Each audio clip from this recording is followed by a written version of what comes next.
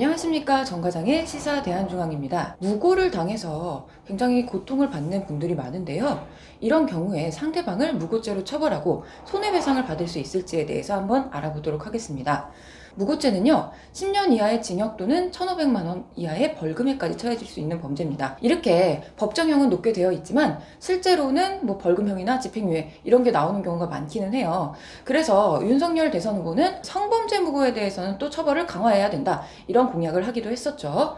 그런데 실제로 실형까지 나오는 경우도 있습니다. 어떤 경우냐? 만약에 무고 때문에 구속까지 됐다, 또는 어떤 형의 집행을 일부 받았다, 이런 내용이 있다거나 아니면은 여러 가지의 허위 사실을 적시했다, 이런 내용 등이 있으면은 실형까지도 가능합니다. 실제로 한번 사례를 보면요, 직장 동료랑 합의하에 성관계를 해놓고 허위 신고한 여성이 있었습니다. 이 여성은 징역 2년의 실형을 선고받았습니다. 그리고 더 큰 처벌이 내려지는 경우가 있는데요. 어떤 경우냐? 무고를 한 다음에 이걸 빌미로 협박을 하는 경우입니다.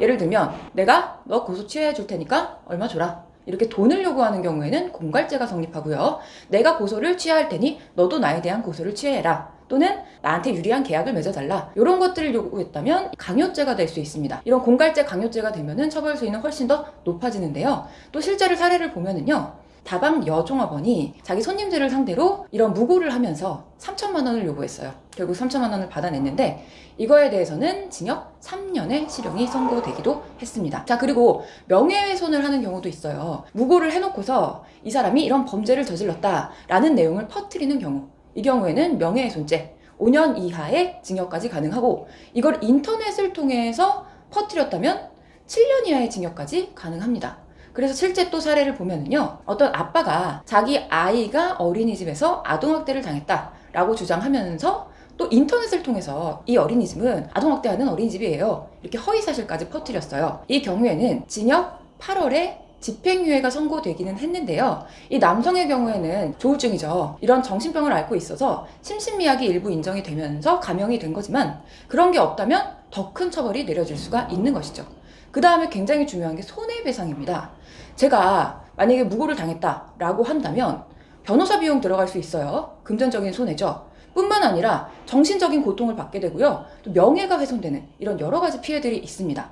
이에 대해서는 손해배상을 청구할 수 있는데요. 무고라고 하는 것이 명백한 불법행위이기 때문에 불법행위에 기한 손해배상 청구할 수 있습니다. 실제 사례를 보면은요, 또 직장 동료랑 합의하에 성관계를 해놓고 성범죄를 당했다라고 무고한 여성이 있었는데요. 이 여성은 무고죄에 대해서는 집행유예가 선고가 됐어요.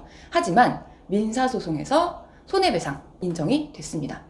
자, 이런 경우들에서 가장 중요한 거는 일단은 무고를 당했다면 내가 범죄를 저지르지 않았다라는 걸 입증하는 게 가장 중요합니다. 그래야 내가 처벌을 받지 않게 되는 거니까요. 그래서 이때 형사 전문 변호사의 도움을 받아서 나한테 혐의가 없다는 점을 가장 먼저 입증을 한 다음에 상대방이 무고를 했다라는 점을 또 입증을 해야겠죠. 자, 무고라고 하는 것은 단순히 허위 사실을 신고했다라는 것만으로 성립되는 게 아니에요.